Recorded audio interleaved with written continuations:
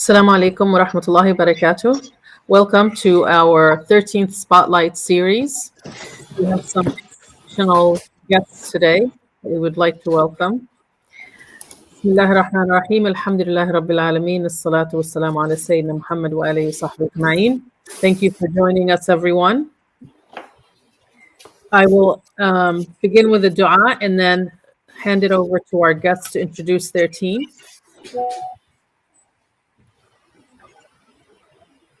Our special spotlight today is with Nur Al Huda and their special team, inshallah. But Bismillah, walhamdulillah, wassalatu wassalamu ala Rasulillah. Again, I'll hand it over to Brother Mohammed, who will introduce his team, and then I'll be back to explain a little bit about what we're talking about today, inshallah. Brother Mohammed. Yes, assalamu alaikum, everyone. My name is Mohammed Abdul Jabbar. I'm the founder of Nur Al Huda.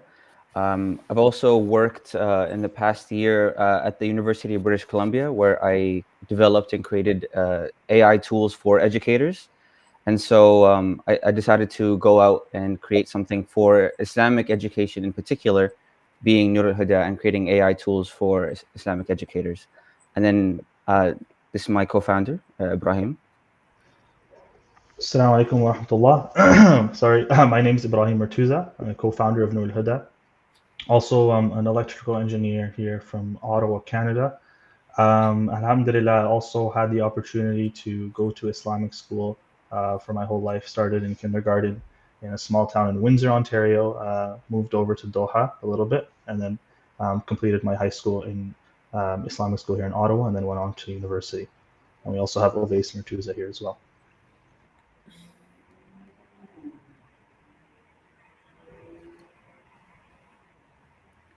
Brother Ovais, you need to unmute your mic. Oh, sorry, Jazakallah. Assalamu alaikum wa rahmatullah. My name is Ovais Murtuza. I am the CFO for Nur Al Huda. My background is I've been a professor for around 14 years, also an engineer, and very working closely with Islamic schools with financing. That's my background. I'm here as the CFO for Nur Al Huda. Jazakallah. We also have Abdul Jabbar Salkini, who's our software lead as well.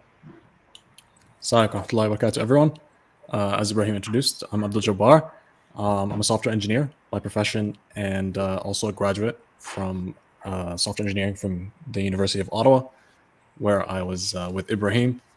And I'm here to basically develop a lot of the tools that alongside our special team. And as Ibrahim said, similar to him, I have been in Islamic schools my whole life. And I feel like that gives me a lot of insight going into development of tools that help Islamic schools and teachers and educators. Right. Welcome, Nur Al Huda team. We welcome our guests, and we hope that today's session is insightful and beneficial for our Islamic school educators and our guests. We live in a global world guided by technological advances, and each generation is changing at a faster pace than the one before it. There is good and bad that comes with that, but we as educators need to be at the forefront of innovation and advancement. So we're hoping that today's session will give us some insight in how artificial intelligence can lead to solutions in discovery, but it can also be a source of disconnect for us as people who want to remain connected to our creator and want to stay close to our fitra. So we're going to look at what are the benefits and the uses that we can use artificial intelligence for, and how can they help us with our daily lives as educators become more efficient and easier, but at the same time making sure that we're aware of what the setbacks might be and how we can prepare our students and ourselves for that.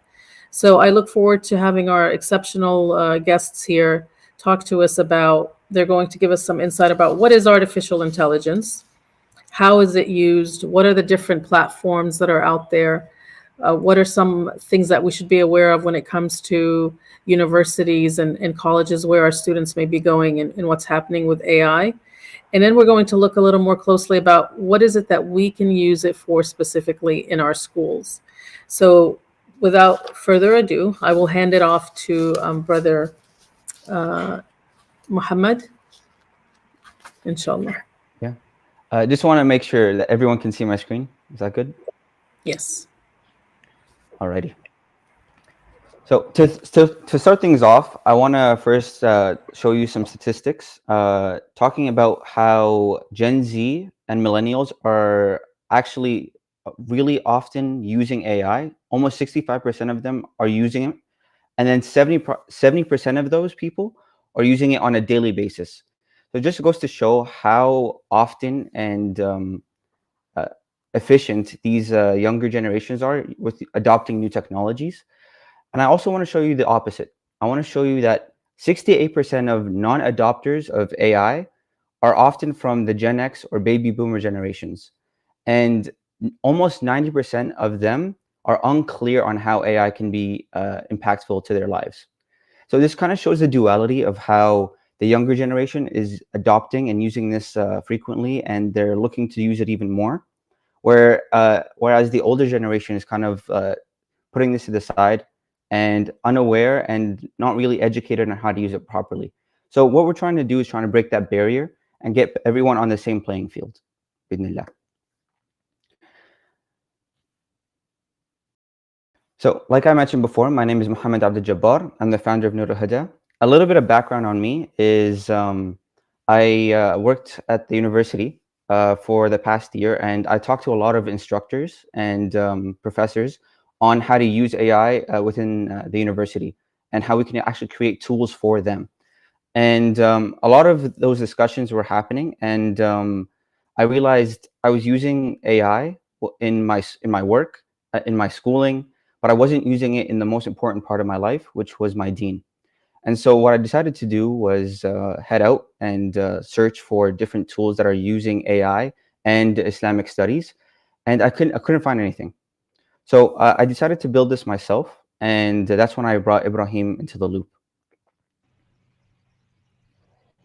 Yeah, alhamdulillah. So next slide, please.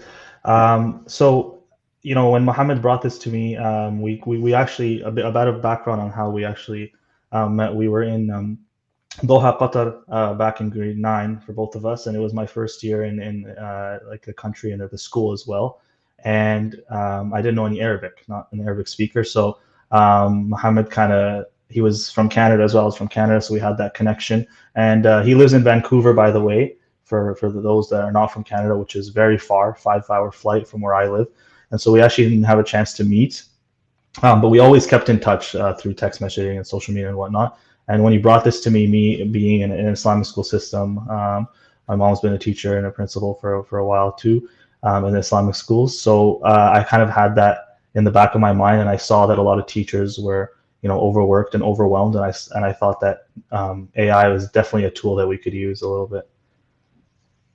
Yeah, definitely. So part of what Nur Al Huda is its goal is to actually bridge the gap between having like this new modern technology and our like fundamental traditional Islamic education, and putting them together so that it can be more accessible to the youth and to our education as a whole. I want to highlight some mainstream tools that are out there. Many of you probably know ChatGPT. Google Gemini has recently been picking up a lot of attention because now it's actually integrated within Google. And then on the university level, often we use Microsoft Copilot because it has a Microsoft integration, and a lot of universities do that. So I just wanted to highlight these tools and make sure that everyone is aware of them. Before we dive in too deep, I want to actually define what generative artificial intelligence actually is. So I'm going to use this term often, and I want to make sure everyone's on the same page here. So generative AI, the way it works is it learns from a vast amount of information and data, and then recognizes patterns to those. And so the first iteration is we actually get it to learn, quote unquote. It studies a large amount of information, creates patterns, and finds different connections. Then we get it to understand certain rules and frameworks. So this is similar to like a grammar when you're learning English, right? or any language. So we teach it the rules, and then we ask it to create something new. So this is like asking a student to write a story for the first time, right? Like they have all of this information, and now it's time to be a little bit creative and put it to work. And then what's nice about generative AI is we're actually able to improve and refine it as we improve our prompting and ask it for better things. And it's a kind of a recursive model where you can go back, tell it to do something differently, and it learns on how you prompted it. So that's just a brief overview there. I want to also mention that when you're using artificial intelligence technologies as a whole, it's important to take into account your intellectual property. So I know a lot of the people here are educators, and many could be professors or writing different documents. It's important to realize that your privacy is important. And when you're using any AI tools that are connected to the web, to the internet, that they're going to be able to take the information that you've uploaded and use it for training. Not necessarily they're looking at what you're saying, but it's part of their data sets that they can use to then iterate and make their models better. So just keep that in mind if you have sensitive information. Try not to use public sources like this. I also want to highlight that a lot of these Western tools like ChatGPT, Gemini, are very secular in the way they respond. That's mainly because they've been trained that way, right? So ChatGPT, for example, it doesn't actually go to now it does, but it used to not look at the internet when it does a lot of things. It just has its own data sets that are like combed through and refined, and then it gets its information from there. But oftentimes, like that is very secular information because it's from the West. And so when it comes to Islamic context, it could be quite like ineffective or inappropriate in many cases. I also wanted to add on that what Mohammed was saying, going back to the intellectual property. A lot of the times chat is learning, Gemini AI tools are learning based off the information you prompt it. So if you're a big user of ChatGPT, for example, you can go ahead and ask it about yourself and see what it comes up with. A lot of the times, for example, if you're making a resume or you're giving a lot of information of what you like, it'll actually respond like that. So it learns, it collects the data that you feed it, and it learns off that. So go ahead and try it out one day, ask it about yourself and see what it responds with. It could be scary. You're like, how does it know all this information? Well, you've used it for so long, so it's important to just highlight that. I also want to highlight some like negatives to using AI, right? So using AI as a tool is a phenomenal thing, and it can be very powerful and amazing. However, I wouldn't be doing it justice if I don't talk about the shortcomings. So this is an example a little close to home in British Columbia and Canada. There was a lawsuit that was filed against Air Canada, which is our major airline, because their AI chatbot gave bad advice. They gave like false information. So we call this hallucinations. We call this like when it starts making things up. That does happen. Recently, it's become a little less, but it's still important to realize that this is possible and could happen. So it's important to verify the information you're getting from AI tools. The second one, yeah. Sorry.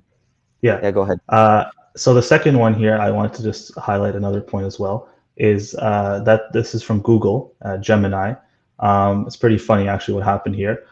So like Mohammed mentioned before, Gemini gathers its data from the internet. Not all AI tools do that. And someone asked Gemini when they first piloted it in the US, hey, the cheese on my pizza isn't sticking, what should I do? And I recommended the user to actually go ahead and use glue. So where did that actually come from? Well, that comes from probably a troll online on Reddit or any other media source just telling, I use glue on my pizza to make sure the cheese sticks or whatnot. And so that's where it gathers the data. So it's important to understand that sometimes AI hallucinates. Go ahead, Mohammed. Sorry to interrupt you. Yeah, and I think it's also important to trust the sources that they're using to train these models. Like we said before, Google was using, for Gemini, they were using the internet. And we all know how dangerous or how much misinformation is out there on the internet. And so like search results like this could happen, where someone is just making a joke and it turns out to be like not filtered through because the AI model doesn't know that this is a joke, right? So yeah, again, just keep these things in mind when using tools and use them responsibly.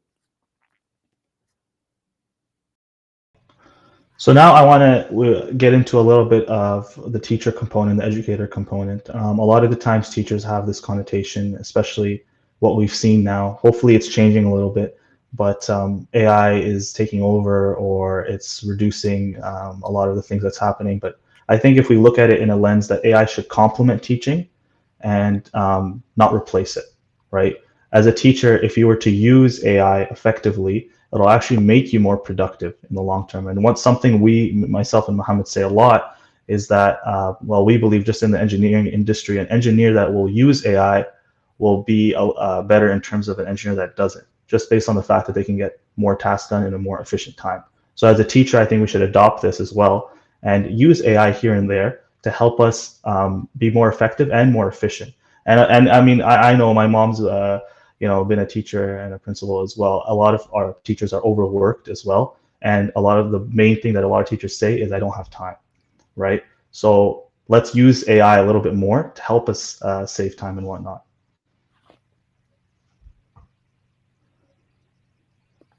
So again, our goal here is to empower Islamic education through the responsible use of AI. So we're looking to have a more transformative experience where we're equipping the students for higher education.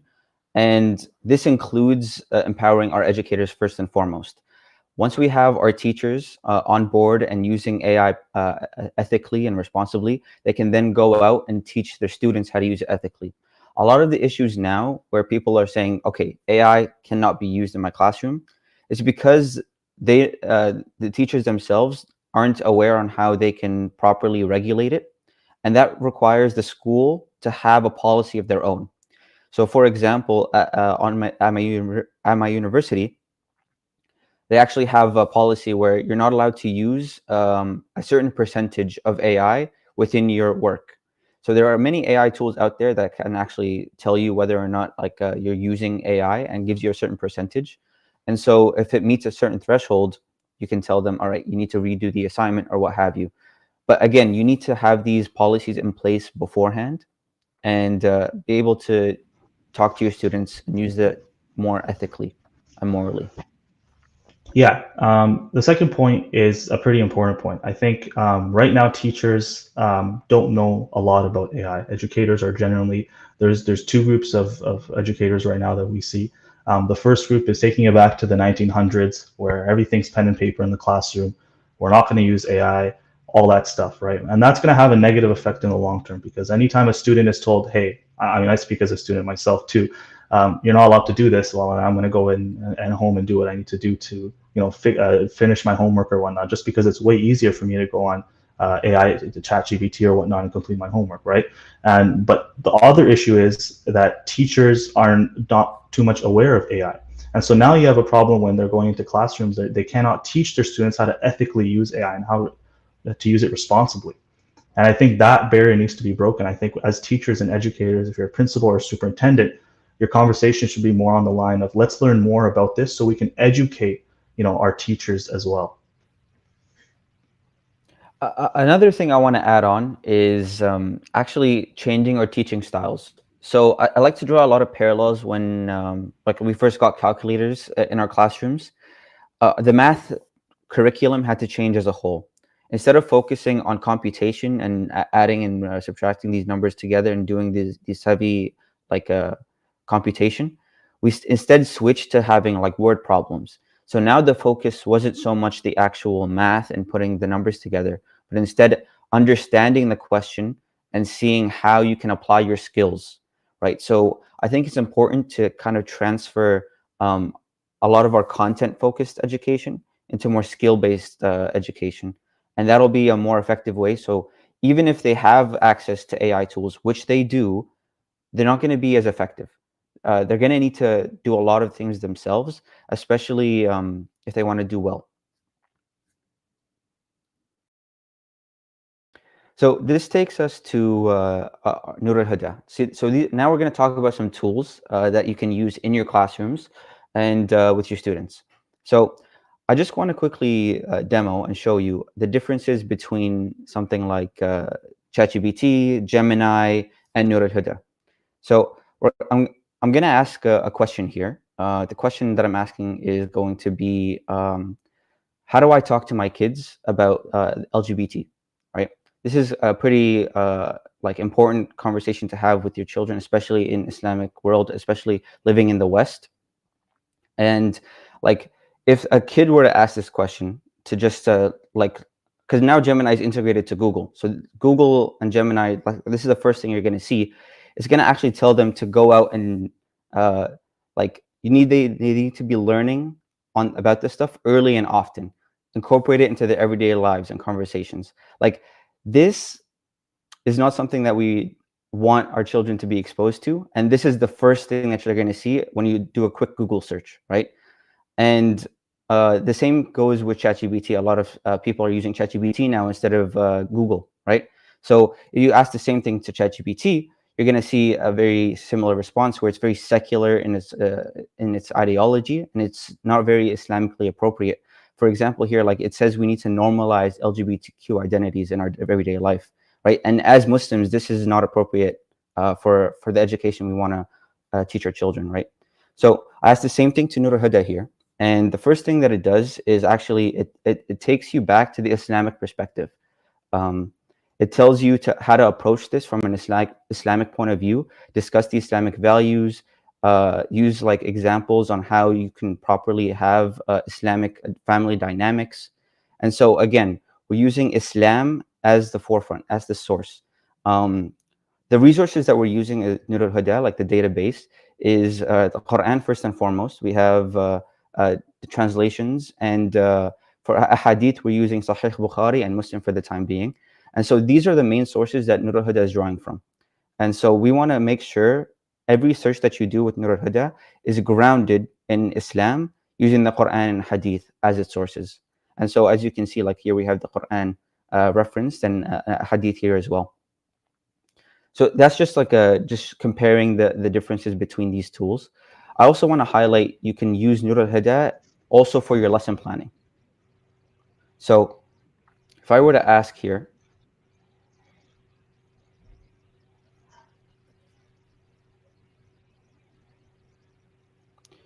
to create a lesson plan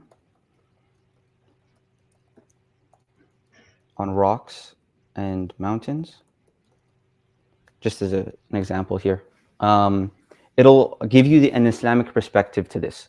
And so why is this important? It's because we want to make sure that everything is centered in Islam, using Allah's creation as a source, right? So here we're using Quranic verses to back things up. We have a hadith, and this is important because a lot of the times we're given secular curriculums that our teachers they have to use, they're forced to use.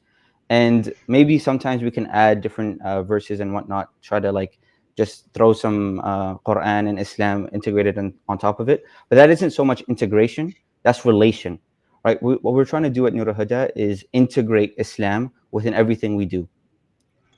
Yeah, just to add to Mohammed's point there, so myself being in an Islamic school, at least here in the West, I'm not sure about other places in the East and whatnot, but when we said Islamic school, we still adapted the curriculum that our government gave us. And then what we would do is do Quran and Islamic studies once a week. I know now, hopefully, and I see it in Islamic schools, that the thought is changing now, that we need to bring an Islamic worldview to everything that we're doing, because that's important to set us off good in university. And there are a lot of stories what happens in university in terms of even students and some peers that have been in Islamic school throughout their life end up going to university and getting challenged by professors and getting challenged because now it's the first time that they're kind of out, right? In the real world, you could say. So I think it's important that as educators, we strive to bring Islam at the forefront of what we're teaching. And I think that the movement now is starting. I think it's really important. Absolutely. As a part of that too, we also showcase a few other tools here. We have a quiz generator, and like the name suggests, it's a tool that we can use to actually create quizzes. So here I also use the prompt of rocks and formations. You can also give it like a grade level.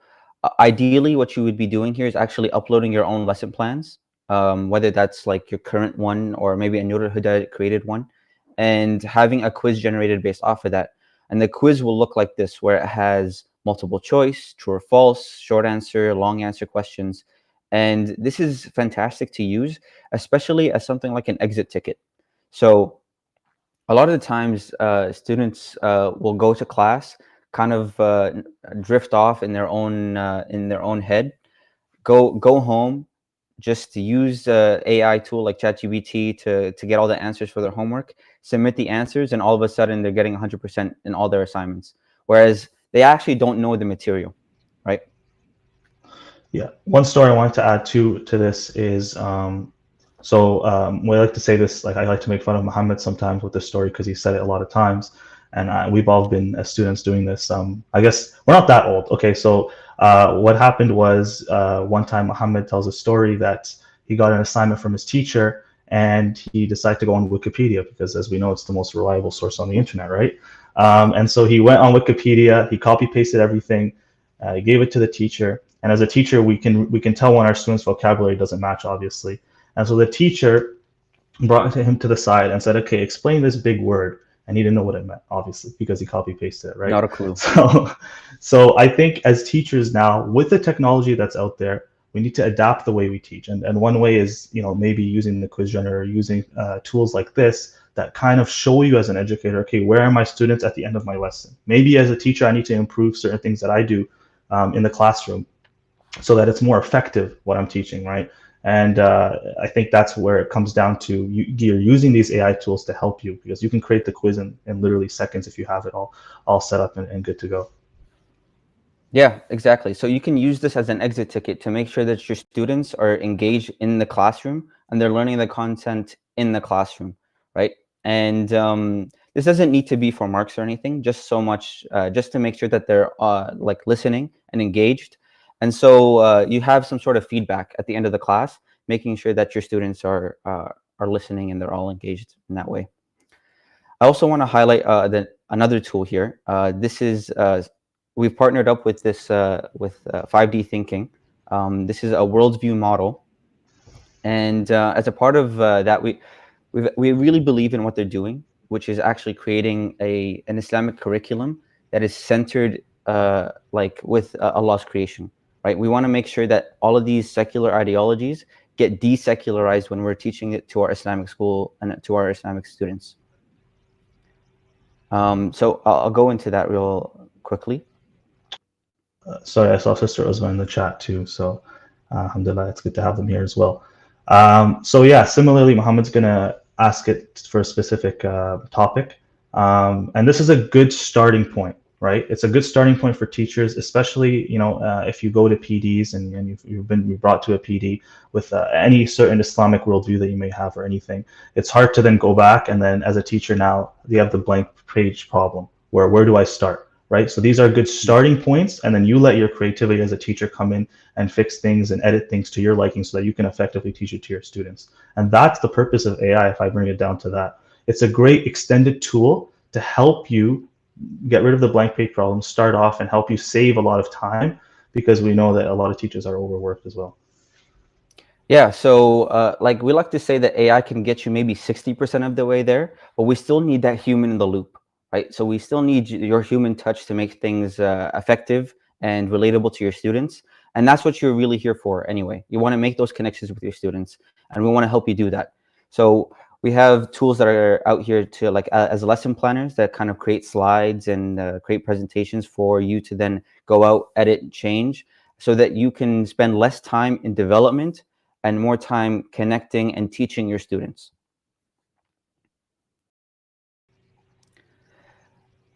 The final thing here I want to highlight is something called NotebookLM. And NotebookLM isn't a tool created by Nur Al Huda. This is a tool created by Google.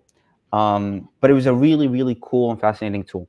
So the way this tool works is you can give it any sort of curriculum or content, like textbook pages or a book or anything like that, and then it creates a podcast based off of that information. And so this is really, really effective for someone like me, who is a very auditory learner. I learn a lot of things through listening. And when you give me a textbook to read or pages to learn from, it's not that effective. I have to like do it over and over and over again before it gets into my brain. But having an auditory medium in order to learn this is really, really nice. So I want to quickly show you what that looks like. One thing I'll say before Mohammed starts is a lot of the young generation, because alhamdulillah, a little bit of youth program at my local mosque here as well in Ottawa, and everyone's listening to podcasts or something like that. I think the new generation, whether you're on a drive or they're on a bus or they have any spare time or they're doing any chores, some people even as they're doing their homework, they'll be listening to podcasts. So I think this tool is really good as a teacher to maybe try out, right? If you're going to assign reading, right? Maybe decide as a teacher one day, okay, I'm going to assign, I'm going to go to NotebookLM, upload a lot of my textbook pages or curriculum or whatnot, and let's give that to my students, and let's see the response that my students give me on that. So I'll go ahead, Mohammed. Yeah, so like here, I gave it like a story of Abu Bakr as-Siddiq. So here, we'll just give it a listen. Ever imagine, like, being the first one to step up and publicly back a prophet in a society that totally hates change? Yeah. That was Abu Bakr. So that's just like a brief introduction, but like this is completely AI generated, right? The audio, the voice, the script, all of that was created by AI. All I did was upload like a story, like a summary of the early life of Abu Bakr and like the story there. And it was able to create a podcast. This is only around 7 minutes long, but if you give it like textbook pages or a book, it'll be as long as you need it to be. You can upload slides as well.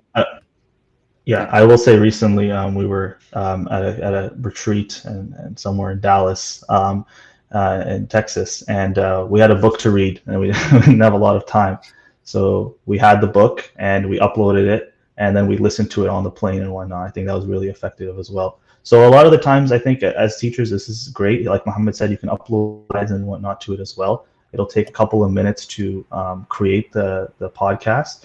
You can go ahead and listen to it and give it to your students as well. It's a really good tool, I think, for educators to use. I just want to chime in.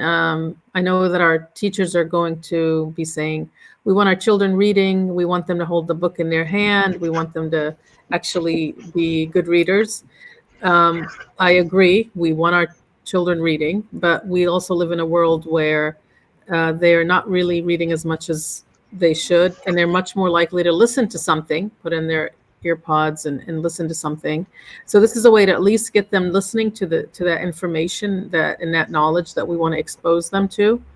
And the other thing is, I want to remind us, and I had this conversation with the brothers earlier on, is that when we think of the prophetic model, the Prophet ﷺ taught orally, right? The Quran is taught through auditory listening.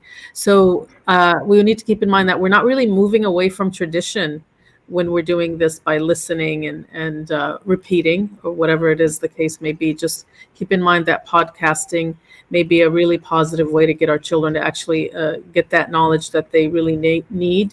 And they may not be reading those pages and pages of textbooks that we assign. So please keep that in mind. Yeah, like from a student perspective, just adding on, like a lot of the times in classrooms where the teacher is like, okay, who's done the reading? Put your hands up. You don't see any hands up. People are just they don't have the time, or maybe they don't value the reading as much as they should be.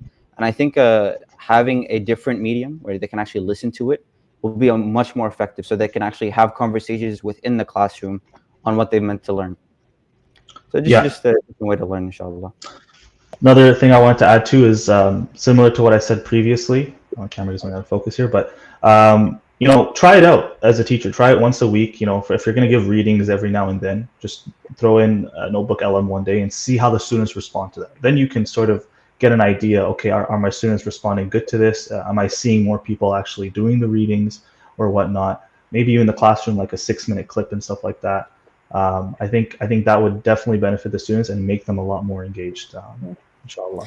And maybe even be creative, if you're going to give it the text to do a podcast, maybe repeat important points 3 or 4 times within the podcast. And then something simple you could ask them to do is, hey, what were the really important points in the podcast that were repeated? Something very simple, but it forces them to listen a little bit deeper. So I think maybe even looking at these tools as innovative and creative ways to enhance our teaching and really to bring knowledge to our students in a way that they can really engage with. I also want to remind our listeners, if you look in the chat, there is a link to a Padlet. If you look at, it was posted at 12:17. There's a Padlet. If you can click on that link, please, and chime in, please. Yes, please. We would like to engage with our audience and see what it is that you're thinking, what you're working on, how we can answer questions. So everyone, please click on the link and chime in. Yeah, inshallah, and we'll be getting to those. So we want to make this as engaging as possible. I know virtually and on a YouTube Live, but please go ahead and ask any questions or anything regarding AI. Inshallah, we'll get to it. We'll get to it at the end, inshallah. I just really quickly want to also point out what Brother Ridwan Khan mentioned about podcasts. As you heard in that very brief one about Abu Bakr, it's a conversation. Yeah. It is role playing, and it's witty and it's engaging. So it's not just someone reading text; it's like listening to a conversation. So please try it out. That's going to be one of my go-tos, inshallah. All right. Yeah. So a lot of teachers. Yeah. Oh, yeah. Go ahead. So a lot of teachers have this question. I'll let Mohammed take over after this. Is that okay? How can I use AI in the classrooms? I mean, we brought up NotebookLM, but go ahead, Mohammed. Yeah. So an example here is actually integrating an Islamic perspective, right? So a lot of times we mentioned teachers are asked to add Islam to their curriculums, especially when they have this like a secular curriculum. They have to teach based off of the school's curriculum and the school's expectations and standards.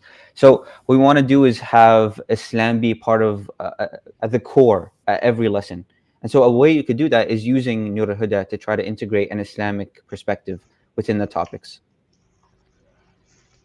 And then also adapting teaching styles to technology. So like we said, leveraging AI tools like NotebookLM as well. Using the quiz generator, digital text as exit tickets, right? It's the best way to find out how effective your teaching was. Don't do it for marks. You're just trying to see as a teacher where it is. And as well, like we're going to get into a little bit later, AI detection, right? I think this is important as well. With the technology that's coming out now, alhamdulillah, we move to the next slide here as well. One thing I want to say as well is, AI detection tools. I'm sure some teachers are using Turnitin, Grammarly, GPT-0. They're a likelihood, but not a certainty. And a lot of the times what we're seeing nowadays is that teachers are using it. Oh, if I see a percentage on this, now that's it. I'm going to go talk to the students. They failed or whatnot. One thing we wanted to say as well is one time when we were writing something, we wanted to just test it out. Let's see how good. I think it was Turnitin or whatnot. And it actually gave us a percentage of 60% AI generated, right? And then we took something that Nur Al Huda created and we plopped it in. It says 75. So I think as a school, you need to go to your superintendents or principal. If you are a principal or superintendent, you need to have AI policies. I think that's important as schools because now on the college level, they're doing this, and we'll get into that as well. But we need to understand that these are certainties and not likelihood. It's a good starting point for a teacher to see where they're at. But our recommendation is, as a teacher, you should know your student. You know that, okay, if they're coming, their homeworks are all amazing and they're doing it and whatnot. But then when I give them a quiz or whatnot, I'm not seeing that reflection, right? They're saying they know something and then I give them a quiz and it's not there. But as a teacher, okay, maybe I need to talk to the students on the side. And instead of just like telling them, hey, why are you using this? You're going to get bad grades, all this stuff. Dig deeper into why the student's actually using those AI tools. One thing we heard recently is that if you're teaching a lesson and the student can go home and just use ChatGPT to get an answer, then how effective was that lesson in the first place, right? So I think we should definitely look towards changing our teaching styles a little bit to adapt with the technology. Go ahead, Mohammed. I think one of the other things to keep in mind is as Muslims, we should be proactive rather than reactive. So rather than reacting to our students using AI, maybe introducing it into the classroom and saying, this is what AI is. And hey, these are some great ways that you can use it to help you learn, and actually go through, maybe even show them that when writing a paper, it can help them organize, it can help them come up with an outline, and then tell them that, but the actual writing and the thoughts need to come from you, and use it as a resource so that it's not like this secret, I'm going to go back and hide and use the AI, and make it part of the lesson that you're doing. So being proactive about artificial intelligence and its benefits, and why, ethically and morally, why it would not be good for us as Muslims to be using it as a source for getting answers or writing things that are not our own. That goes back to, again, character development, and it's an opportunity to reinforce what ethics and morals are for us as Muslims in everything that we do. And this is very critical for us in helping build that character. Yeah, one thing I like to say, an example that when we were first piloting Nur Al Huda back in May and June, one of the schools, what they did is they took their higher elementary grade 8s and they used one of the assistants that we offer to get this Islamic Socratic method. It essentially ask the students questions. So it kind of switches it up on them. And they had to create a project on Mecca. And so instead of the teacher saying, okay, let's not use AI, the teacher was proactive, and she actually got her students to use AI to kind of get the information that they needed using Nur Al Huda, and then they were actually creating a project for a fair. So I think as teachers, let's dive deep into AI. Let's get into it a little bit, but we have to know what we're dealing with first, and we'll get into that as well.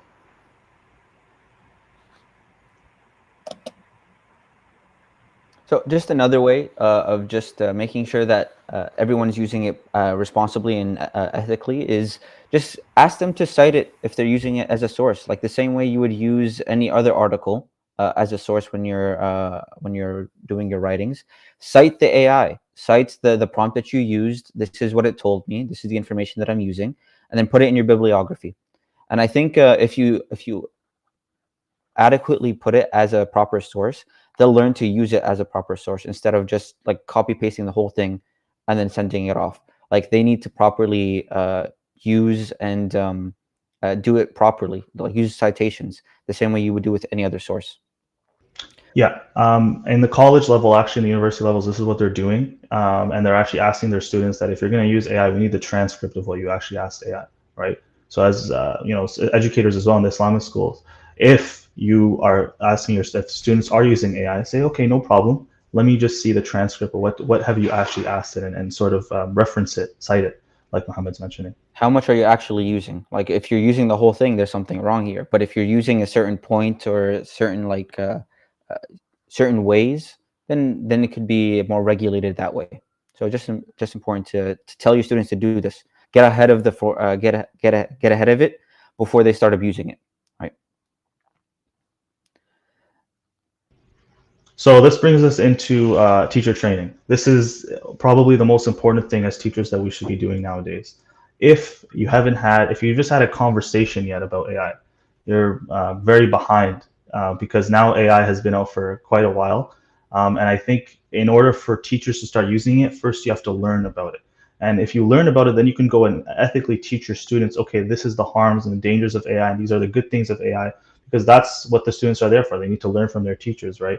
And I think it's important that as teachers, we go if you haven't had the conversation yet in your schools, approach your principals. Or if you are a principal, maybe it's time to learn more about AI and do that. So at Nur Al Huda, we do offer teacher trainings as well, in person or virtual, this being global, so we can do both. And the content we get into is how to prompt AI, right? That's a big thing. A lot of the times, if you're using ChatGPT or any AI source, it takes you a while to get that refined, perfect answer email that you're looking for if you're drafting emails or whatnot. And that's because of the way you're prompting it. So we actually get into the nitty-gritty of how to prompt AI. What is AI, right? Let's break that barrier. Let's get a little bit, dive deep into that.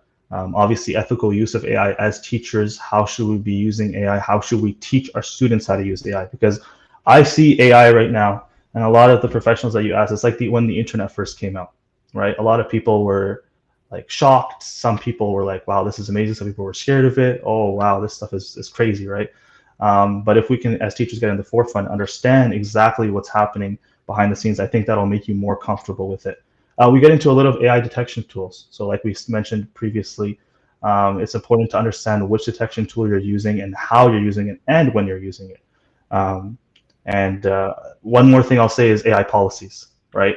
So if your school doesn't have an AI policy yet, then it's time to go to your principal, or if you're a principal or superintendent, let's look into creating one, because that's important. Like these AI detection tools, like I mentioned before, they only give you a certain percentage. So as a school, you should find that barrier. If a student submits something and it's 95 to 80 to 95 AI, then you know that they've used AI a lot here, and you can approach the student at that point and dig deeper into why they decided to use it and stuff like that. So if as a school, if you haven't done a teacher training yet and it is something you're looking to do, please reach out through our contact form. And if you have anything AI related, we're looking to help you guys here, because alhamdulillah, like I said, I've been to Islamic school throughout my life, and the reason why we created Nur Al Huda, and the reason why is for Islamic schools specifically. This is our cater specifically. Formally, we are just looking to give back to the community through Islamic schools, because we want to make sure that my generation specifically as well, and the generation that's coming, is equipped with the knowledge they have, so that they can go out in university and be prepared for what's to come in the real world as well. And also, coming back to the teacher tools as well, I think as teachers, especially in the West with Islamic schools, they're overworked and overwhelmed as well with the amount of work they're getting. And I think using AI, we need to get rid of this connotation that it's not a good thing, because if a teacher starts using it, you're going to see how much time you save just in drafting emails and creating lesson plans, refining lesson plans, things like that can be way more seamless when you use AI. So yeah, go ahead, Mohammed. I think Brother Uwais, I think you have something to say here as well, right? Yeah, Jazakallah. Actually, that was pretty good. I just want to kind of highlight some of the important aspects why what we're doing here at Nur Al Huda is, as Mohammed and Ibrahim mentioned, basically, as a professor, but also as a father, that I put my kids to Islamic schools. One of the gaps I notice is that they teach the kids regular curriculums that are very secular, and then we slap a couple of courses, Islamic courses such as Quran and memorization, Hadith. When these kids get to university, right? Because it's almost like we're teaching two different principles. You teach things, regular curriculums that are more secular based.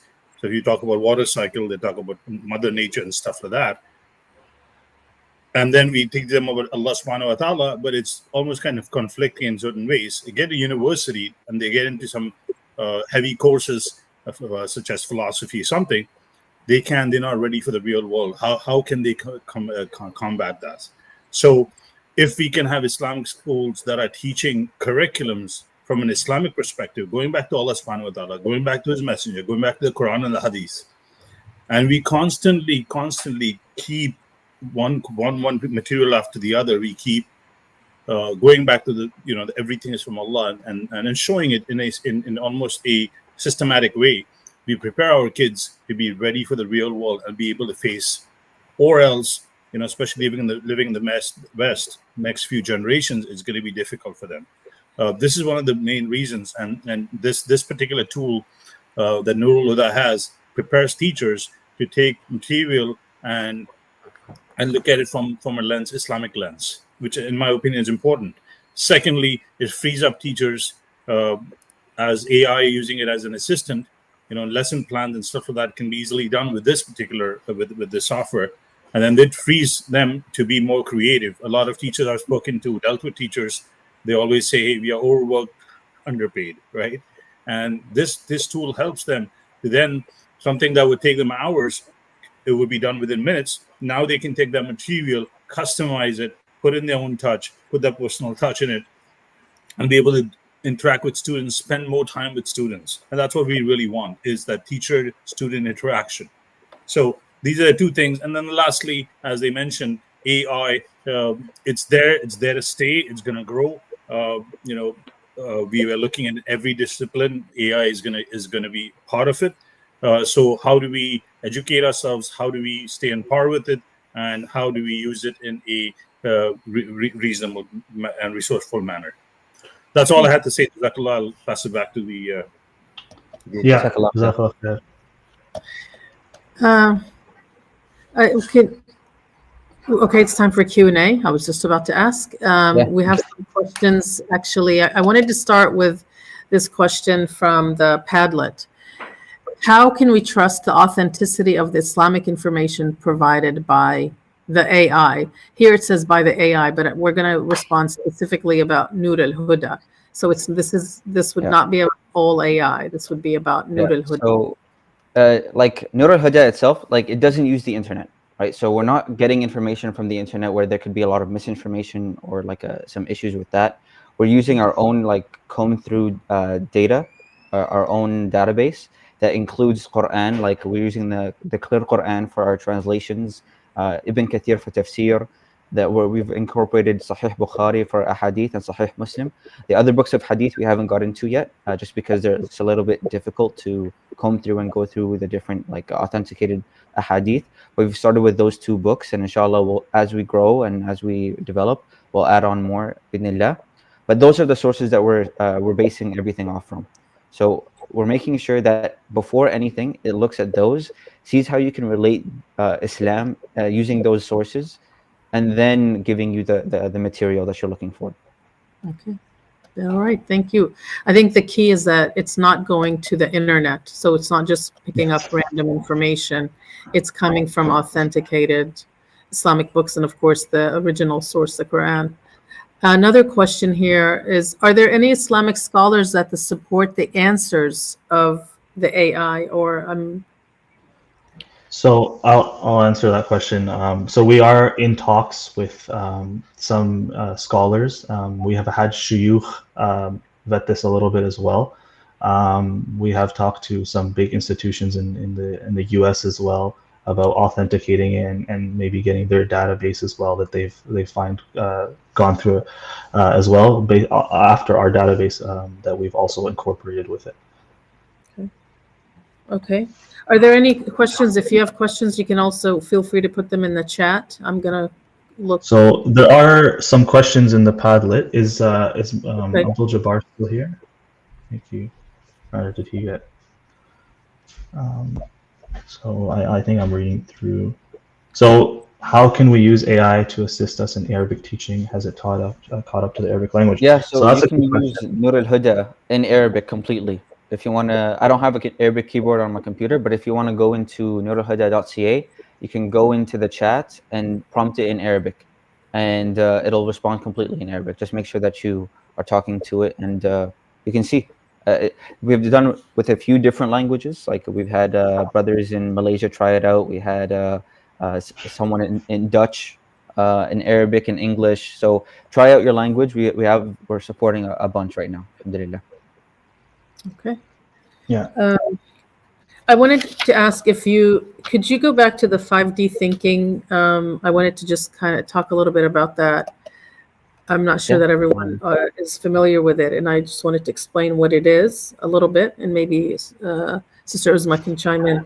5D thinking is a model that actually gives a framework for how to teach any topic. And what it does, it grounds the knowledge in Tawheed, and it breaks down the secularized mindset and heart set, I guess, for lack of a better term. But it is a framework that actually provides the design for you to teach any topic from a Tawheedi perspective. And it goes through what you need to say, in what order, what kinds of questions you need to ask the students.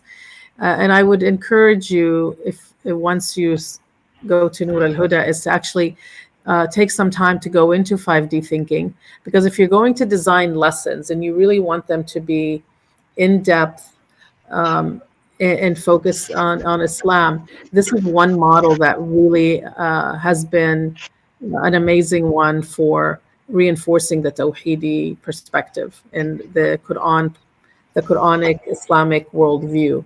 And it gives you step by step what you would do in teaching any topic that you actually upload into the system. And I think it's fantastic that Nur Al Huda was able to do this. You can also reach out to 5D Thinking for teacher trainings on the model itself before Yes. We do encourage that, actually. There is also a YouTube video on this channel where they kind of get a little bit into it as well. And this is, like I said, it's a great starting point. And that's what we're trying to get to. As a teacher, then you take over. It'll get you 50-60% of the way there, and then you kind of take over. Mohammed, can we show the contact form where they can get it for teacher training? Yeah, absolutely. So if you go to NotebookLM.ca, it's actually just at the very bottom of the screen, or you can just click contact here. I'm just going to scroll down there, and then you can get in touch here. You can either email us here, or there's a contact form that you can go to as well. I would encourage all our viewers now to go to this page, NotebookLM.ca, and just fill this out so that you have a contact point. Sometimes when we walk away, we forget. So if you just take a few seconds to go to the website, fill this in, and they'll be in touch with you. And I do think it's really, really critical for all our schools to have teachers trained on on AI. This is, a very brief overview. There's so much to learn, and there's so much that we need to actually engage our students with and teach our students. And I do believe, especially with technology, we have to be proactive in how we engage with our students. So I think there's, I'm just looking at the Padlet. If you have any questions, you can drop them in the YouTube chat, or you can go on the Padlet and ask them anything regarding AI, Nur Al Huda, anything that we've talked about, or if you want us to talk about other things as well in the future, we can definitely email us, contact us. We're here to help out teachers and inform you on artificial intelligence in this ever, fast forwarding world that we're in now, alhamdulillah. And I also wanted to mention something that Dr. Layla was mentioning about, creating Islamic worldview and 5D thinking. So what we're trying to do as well is there's a problem when teachers are given a lot of work, right? They're overworked. And so if they have different curriculums that they have to teach and whatnot, it can become very daunting for a teacher. And so that's where I think a lot of these AI tools come in place that, 5D thinking is trying to help as well, that we need to center with Tawhidi perspective, and we need to start off like that in Islamic schools to then prepare our kids to go to university and whatnot, because I've seen it all just at the university level, and actually just in my youth programs that I conduct at the masjid as well. A lot of students are using technology way faster than we think, and they're getting into a lot of things because everything is online nowadays, right? So I think if we can just learn a little more about it, and that way we can also connect with our students a little bit better as well, because I know every single youth and any Gen Z people here, including myself, we're using it very often, a lot of the times, and they are as well. So as a teacher, you can definitely connect with your students, and you can understand more of how they're using it and why they're using it and stuff like that. And that's why the teacher training is very important, because once we understand it, we can go and then teach our students and tell them how to use it and ethically use it correctly, because that's what we're trying to do. I think one of the brilliant things that you did today was do a comparison of what ChatGPT, for example, responds to a question and how Nur Al Huda responds. And maybe that's a tool, especially when our children are struggling with a lot of information, to just show them that this is when they're listening to things outside of their Muslim world, like these external factors, the media, what they're reading, where it's really coming from. And then showing them what it looks like when it comes from an Islamic perspective, and the difference in that. I think that would be really powerful to just share with your students, so that they understand why it's important to look for information, one, that is accurate, and two, that is grounded in their belief system. So I think we could probably do a few more sessions on this and get into a deeper dives. I do want to make sure that we answer any questions from our audience. Please. I want to just add on to your point there. A big thing that we encourage like our instructors to do is actually project up the chat window and get your students to go and pick it apart. See where you're lacking depth, see where there are certain like things that are not adequate in the response, and how a human could do way better in the way that it talks and responds that way, right? So you actually get the students to be like, you know what, this isn't as great as I thought it might be, and I probably could have done this a lot better, right? Yeah. So get them to engage in that way, and then they can like just see it themselves, right? Yeah. It's really important See to do that. that. Remind them that they're smarter than the computer. Yeah. Exactly. Much smarter. Exactly. Yeah. Stuff like that. I don't think there's any questions. I can't see the chat window, so if there are no questions, one more thing, we have a survey. If Mohammed can share that on screen now. Yeah. So this just tells us how much better we need to do. Also, what we need to improve on, what we need to add maybe to some of these presentations, and then that'll help us refine it and come back and do it better, inshallah. But like I mentioned, AI is a very changing world. Updates are happening not in months, but weeks. There's new updates every week, and we're trying to stay on it as well.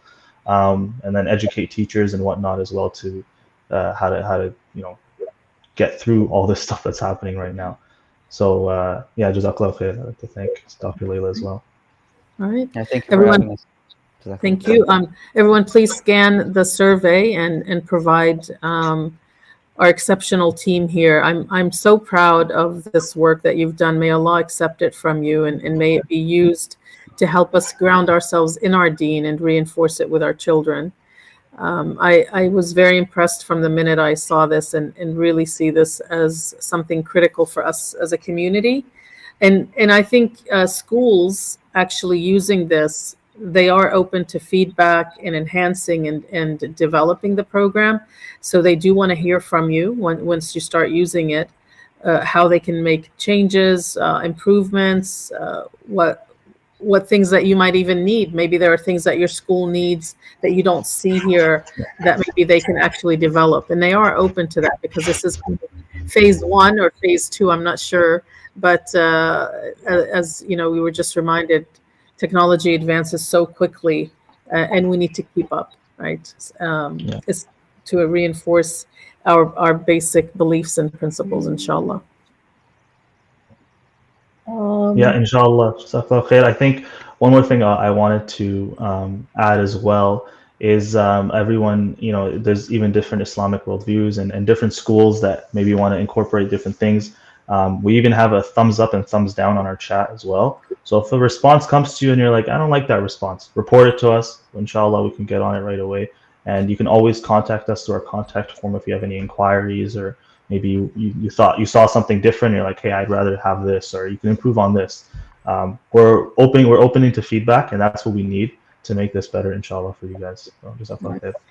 And I'll tell our attendees, look out. We're hoping to do a follow-up in a Zoom so that we're actually talking to our audience. So, and maybe just practicing it, because I think we'd like for educators to get on, log in and play with the tools and maybe engage that way. So look for a follow-up session that will involve you being engaged with the developers, inshallah.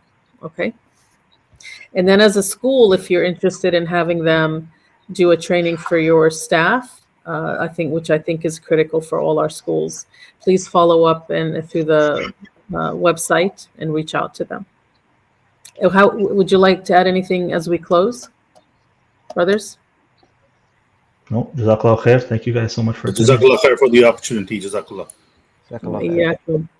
Again, may Allah reward you and accept this as a service. Jazakallah fikum. And it was a pleasure to have this chat today. And thank you everyone for joining us. We will close with a dua. We ask Allah subhanahu wa ta'ala to lift the suffering and the oppression from all our brothers and sisters all over the world, in Palestine, or Lebanon, or Sudan, or Yemen, or Congo. May Allah shower us with His mercy and bring us and unify us as an ummah. Alhamdulillah.